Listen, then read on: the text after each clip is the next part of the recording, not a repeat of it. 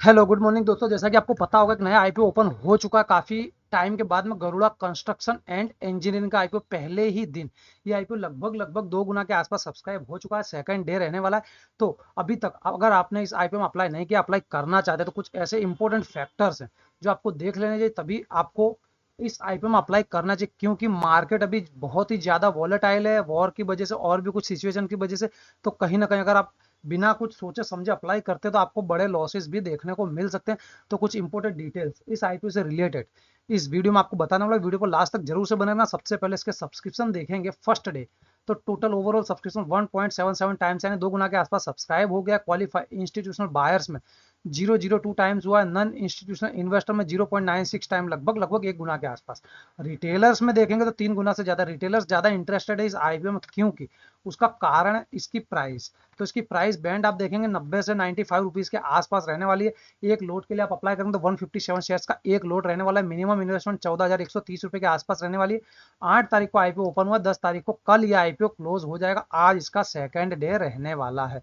तो चलिए इसका जीएमपी देख लेते कितना चल रहा है। उसके बाद कुछ इंपोर्टेंट फैक्टर्स जो है उस पर नजर डालेंगे। तो Garuda construction main line IPO 10 रुपए के आसपास की जीएमपी चल रही, काफी कम डिक्रीज हुई है इसकी जीएमपी, जो कि ज्यादा थी अभी कम हो गई है।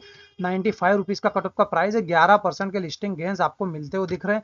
तो एक लोड के लिए आप इस आईपीओ में अप्लाई करते हैं तो यहाँ पर 157 का एक लोड रहने वाला है। 10 रुपए के आसपास की जीएमपी चल रही, लगभग 1570 रुपए के आसपास के लिस्टिंग गेंस मिल रहे। जो लोग सिर्फ और सिर्फ लिस्टिंग गेंस लेने के लिए आईपीओ में अप्लाई कर रहे हैं उनके लिए बिल्कुल भी आईपीओ अच्छा रहने वाला नहीं है। क्योंकि मार्केट अगर क्रैश हुई, यहाँ से गिरी, तो ये जीएमपी जो है माइनस में जा सकते हैं। लिस्टिंग गेंस जो 11% दिख रही है माइनस में भी जा सकते हैं। अमूमन आपको उसी आईपीओ में अप्लाई करना चाहिए जिसमें 30 से 40% के आसपास के लिस्टिंग गेंस आपको दिखाई दे रहे हो। अदरवाइज आपको कहीं ना कहीं लॉसेस भी हो सकते हैं। तो चलिए इसके कुछ इंपोर्टेंट डिटेल्स पर नजर डालेंगे। इस आईपीओ में रिटेल कैटेगरी में आप अप्लाई करेंगे एक लोड के लिए तो 157 शेयर्स अलॉट होंगे, जिसके लिए आपको 14,915 रुपए मैक्सिमम अमाउंट पे करना है। क्यों ये अमाउंट बढ़ गई? क्योंकि आपको कट ऑफ वाला प्राइस चूज करना है, इसलिए अमाउंट बढ़ गई। जब आप कट ऑफ वाला प्राइस चूज करेंगे तभी आपको आईपीओ का अलॉटमेंट मिलेगा, अदरवाइज आपका पैसा आएगा रिफंड।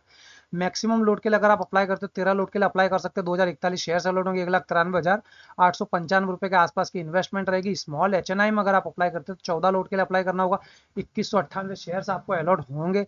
2,08,810 रुपए की एप्लीकेशन आपको लगानी होगी। बिग एचएनआई में आप देखेंगे तो 68 लॉट के लिए अप्लाई कर सकते हो। 10,676 शेयर अलॉट होंगे। 10,14,220 रुपए के आसपास की आपकी रहेगी इन्वेस्टमेंट। कुछ और इंपोर्टेंट फैक्टर पर हम नजर डालेंगे। आईपीओ ओपनिंग डेट आप देखेंगे 8 तारीख है, क्लोजिंग 10 तारीख है। 5 रुपीज पर इक्विटी शेयर्स की फेस वैल्यू आपको देखने को मिल जाएगी। प्राइस बैंड आपको ऑलरेडी मैंने आपको बता दिए। इश्यू साइज आप देखेंगे 264.10 करोड़ रुपए के आसपास, उसमें से 173.85 करोड़ के आसपास का फ्रेश इशू, जो कि आईपीओ का पॉजिटिव पॉइंट हो जाता है। वहीं रिटेल कोटा आप देखेंगे 35% के आसपास आपको देखने को मिल जाएगा। क्यूआईबी 50%, एनआईआई 15% के आसपास है। तो यहाँ पर अलॉटमेंट की बात की जाए तो बेसिस अलॉटमेंट की डेट आप देखेंगे तो 11 तारीख को इसके अलॉटमेंट स्टार्ट हो जाएंगे।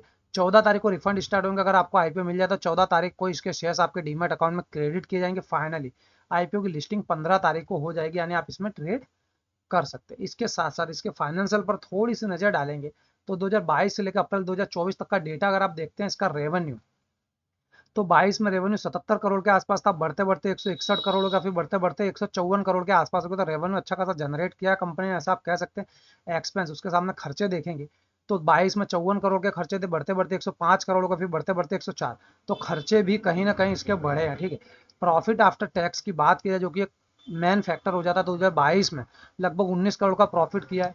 फिर लगभग 40 करोड़ का प्रॉफिट किया है। फिर लगभग 36 करोड़ का प्रॉफिट किया है। तो प्रॉफिट अच्छा खासा कंपनी यहाँ पर कर रही है। एसेट्स देखेंगे तो लगातार कंपनी के एसेट्स भी आपको बढ़ते हुए ही दिखेंगे। ये भी एक पॉजिटिव पॉइंट हो जाता है। किस वैल्यू पे आईपीओ आ रहा है? आरओई देखेंगे 36.14%, आरओसी 46.69% है, एबिटा मार्जिन 32.49% है, प्रॉफिट आफ्टर टैक्स मार्जिन 23 या 24 के आसपास आप कह सकते हैं। अर्निंग पर शेयर 4.87 के आसपास आपको देखने के लिए मिल जाता है। दोस्तों यहाँ पर रिटर्न ऑन नेटवर्थ की बात की जाए 30.62% है। नेट एसेट वैल्यू देखेंगे तो 15.92 के आसपास की निकल के आ रही है। इसके कंपेटेटर देखेंगे तो काफी ज्यादा आपको देखने के लिए मिल जाएंगे। देख लीजिए पीएसपी प्रोजेक्ट है, वेस्कॉन इंजीनियर्स है, आहलूवालिया है, बीके कश्यप है। तो काफी सारे इसके कंपेटेटर, उनका ईपीएस और पी रेशियो वगैरह आप यहाँ पर वीडियो को पॉज करके देख सकते हैं किस वैल्यूएशन पर ये कंपनी आईपीओ लाने की कोशिश कर रही है। तो ये कुछ इंपॉर्टेंट डिटेल्स थी इस आईपीओ से रिलेटेड। अगर अभी तक आपने इस आईपीओ में अप्लाई नहीं किया और अप्लाई करने वाले, तो अपने फाइनेंशियल एडवाइजर की सलाह जरूर से लीजिएगा, उसके बाद ही इस आईपीओ में आपको अप्लाई करना है। वीडियो अच्छा लगा लाइक और शेयर जरूर से करिएगा।